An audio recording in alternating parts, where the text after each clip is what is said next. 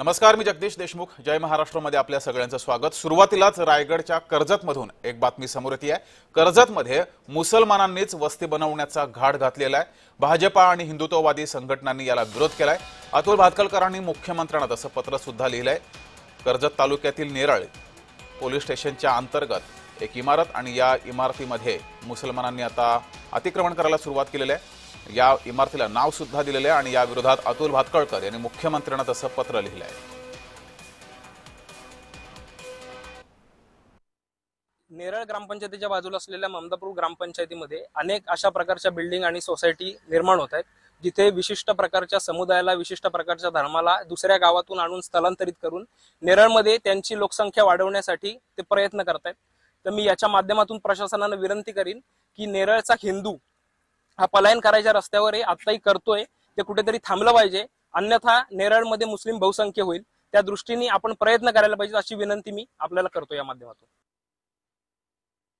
ते एक जो माणूस जर 15 लाखाला एखादा फ्लॅट घेत असेल तर त्याला ना इलाज असतो 3 आणि 4 लाखामध्ये हा फ्लॅट विकावा लागतोय. हे दुर्दैव आहे, कारण इथे तसा प्रेशर बनवला जातोय. इथे जातो बाजूच्या एक सोसायटी मधल्या एक महिला आहेत नायर म्हणून, तर त्यांना तर इतका नाहक त्रास दिला गेलाय, कारण फक्त 2च कुटुंब हिंदूंचे आहेत आणि इतका नाहक त्रास. तर त्या देखील हा फ्लॅट सोडून जायला निघाल्या होत्या. आमच्याशी संपर्क साधला, त्यांच्या सोसायटीमध्ये जबरदस्तीने कुर्बानी आणि या सगळ्या घटना घडतायत. चुकून हे आता आलंय. मला तर मोठा प्रश्न आहे की याला रेरा सर्टिफिकेशन मिळालं कसं, आणि अशा अनेक प्रश्न मीडिया भोवती देखील घोंगावत असतील. तर नेमका हा प्रकार काय आहे ते पाहूयात. इस्लामच्या नावावर टाउनशिप बांधण्याचा प्रकार सुरू आहे. नेरळच्या परिसरामध्ये हा प्रकार सुरू आहे. हलाल लाईफस्टाईल टाउनशिप असं या इमारतीला नाव दिलं आहे. कर्जतमधील नेरळ पोलीस ठाण्याच्या हद्दीतील ही जागा आहे. समाजामध्ये तेढ निर्माण करण्याचा तक्रारदाराचा आरोप आहे. राष्ट्रीय मानवाधिकार आयोगाकडे या संदर्भात तक्रार करण्यात आली आहे. राष्ट्रीय मानवाधिकार आयोगाकडून तक्रारीची दखल सुद्धा घेण्यात आली आहे.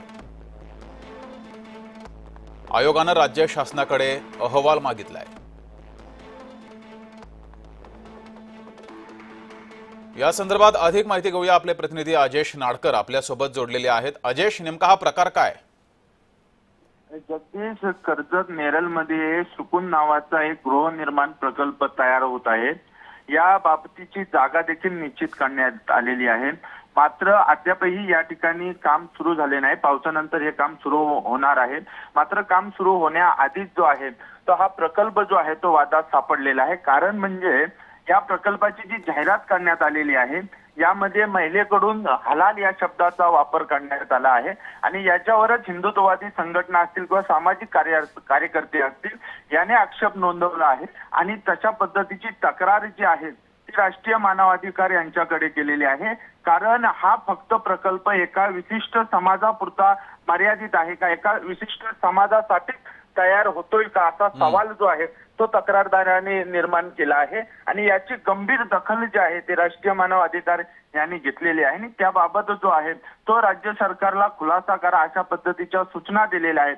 त्यामुळे हा प्रकल्प जो आहे तो आता वादात सापडल्याचं चित्र पाहायला मिळत आहे. जगदीश, दरम्यान अजेश, हिंदुत्ववादी संघटनांकडून या प्रकल्पाला परवानगी कशी मिळाली, रेरा परवानगी कशी मिळाली, असाही सवाल उपस्थित केला जातोय. खरं आहे जगदीश, अशा पद्धतीने जी जाहिरात होते त्या पद्धतीने आपण पाहायला गेलो तर हलाल शब्द असतील किंवा त्याच्यात पेहरावा केलेली ज्या व्यक्ती आहेत त्यामुळे हिंदुत्ववादी संघटनेने तो आक्षेप नोंदवला आहे.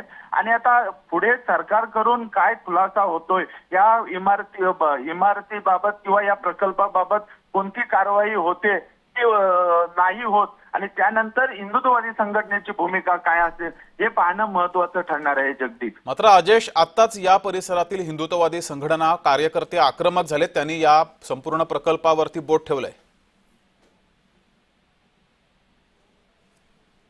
अजेश, आवाज येतोय? तर अजेश यांच्यापर्यंत आवाज पोहोचत नाही. मात्र रायगड जिल्ह्यातल्या कर्जत तालुक्यातील नेरळ या परिसरातील ही इमारत आहे. या इमारतीमध्ये मात्र भाजपा आणि हिंदुत्ववादी कार्यकर्त्यांनी या प्रकल्पाला आता विरोध केलाय.